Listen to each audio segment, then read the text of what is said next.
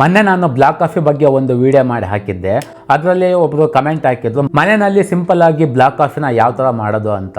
Black coffee ಮಾಡೋ ಅಂಥವ್ರು ತುಂಬ ಜನ ಬಳಸೋದು ಏರೋ ಪ್ರೆಸ್ಸು, ಫ್ರೆಂಚ್ ಪ್ರೆಸ್. ನಾನು ಮನೆಯಲ್ಲಿ ಸಿಂಪಲ್ ಆಗಿ ಹೇಗೆ ಬ್ಲಾಕ್ ಕಾಫಿ ಮಾಡ್ಬೋದು, ಜಸ್ಟ್ ಈ ಥರ ಒಂದು ಫಿಲ್ಟರ್ನ ಫಿಲ್ಟರ್ ಕಾಫಿ ಮಾಡೋದಕ್ಕೆ ಬೇಕಾಗಿರ್ತಕ್ಕಂಥ ಈ ಒಂದು ಫಿಲ್ಟರ್ನ ಬಳಸಿ ಕೂಡ ನೀವು ಮನೆಯಲ್ಲಿ ಈಸಿಯಾಗಿ ತುಂಬ ಬೇಗ ಒಂದು ಬ್ಲಾಕ್ ಕಾಫಿನ ರೆಡಿ ಮಾಡ್ಬೋದು. ಬ್ಲಾಕ್ ಫಿಲ್ಟರ್ ಕಾಫಿ ಪೌಡರ್ನ ತಗೋಬೇಕು. ನಾವು ಬ್ಲಾಕ್ ಕಾಫಿಗೆ ಇನ್ಸ್ಟಂಟ್ ಕಾಫಿ ಪೌಡರ್ನ ಬಳಸಬಾರ್ದು.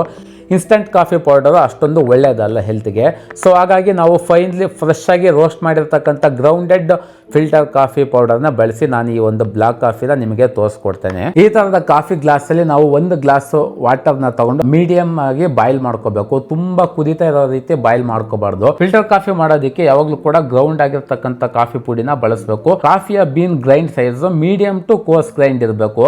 ತುಂಬ ಫೈನ್ ಗ್ರೈಂಡ್ನ ಬಳಸಿದರೆ ಫೈನ್ ಗ್ರೈಂಡಲ್ಲಿ ಕಾಫಿ ಓವರ್ ಆಗಿ ಎಕ್ಸ್ಟ್ರಾಕ್ಷನ್ ಆಗುತ್ತೆ ಮತ್ತೆ ಬಿಟರ್ ಟೇಸ್ಟ್ ಬರುತ್ತೆ. ಒಳ್ಳೆ ಸ್ಮೂತ್ ಫ್ಲೇವರ್ ಕಾಫಿ ಬರಬೇಕು ಅಂದ್ರೆ ನೀವು ಮೀಡಿಯಂ ಟು ಕೋರ್ಸ್ ಗ್ರೈಂಡ್ ನ ಬಳಸಬೇಕು. ಕಾಫಿ ಪೌಡರ್ಗೆ ಮತ್ತೆ ನೀರಿಗೆ 1:18 ರೇಷೋ ಇರಬೇಕು. ನಾನಿಲ್ಲಿ 3 ಟೇಬಲ್ ಸ್ಪೂನ್ ಹಾಕೊಳ್ತೇನೆ.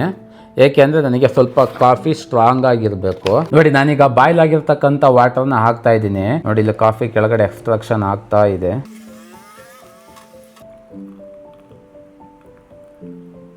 ನೋಡಿ, ಕಾಫಿ ಈ ರೀತಿ ಫುಲ್ಲು ಡಿಪ್ ಆಗೋ ತನಕನೂ ಕೂಡ ವಾಟರ್ನ ಹಾಕಬೇಕು. 30 ಸೆಕೆಂಡ್ಸ್ ಇಂದ 1 ನಿಮಿಷ ಬಿಡಬೇಕು. ತುಂಬಾ ಜಾಸ್ತಿ ಹೊತ್ತು ಕೂಡ ನಾವು ವಾಟರ್ ಅಲ್ಲಿ ಕಾಫಿ ಪೌಡರ್ನ ಬಿಡಬಾರ್ದು.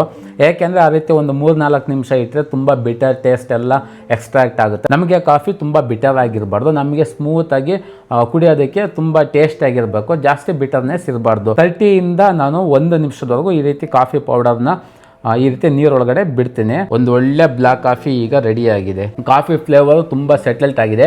ತೀರಾ ಬಿಟರ್ನೆಸ್ ಇಲ್ಲ. ನಿಮಗೇನಾದ್ರೂ ಫಸ್ಟ್ ಹೊಸದಾಗಿ ಕಾಫಿನ ಕುಡಿತಾ ಇದ್ರೆ ಬ್ಲಾಕ್ ಕಾಫಿನ ನಿಮಗೆ ತುಂಬಾ ಬಿಟರ್ ಅಂತ ಅನ್ಸಿದ್ರೆ ಸ್ವಲ್ಪ ಲೈಟ್ ಆಗಿ ಶುಗರ್ನ ಆಡ್ ಮಾಡ್ಕೋಬಹುದು. ಸ್ಟಾರ್ಟಿಂಗ್ ಅಲ್ಲಿ ಒಂದು 2-3 ದಿನ ಕುಡಿಯೋದಕ್ಕೆ ಸ್ವಲ್ಪ ಕಷ್ಟ ಆಗುತ್ತೆ. ಆನಂತರ ನಿಮಗೆ ಕೂಡ ಅಭ್ಯಾಸ ಆಗುತ್ತೆ. ಆಮೇಲೆ ನೀವು ಈಸಿಯಾಗಿ ಬ್ಲಾಕ್ ಕಾಫಿನ ಡೈಲಿ ಎಂಜಾಯ್ ಮಾಡಬಹುದು.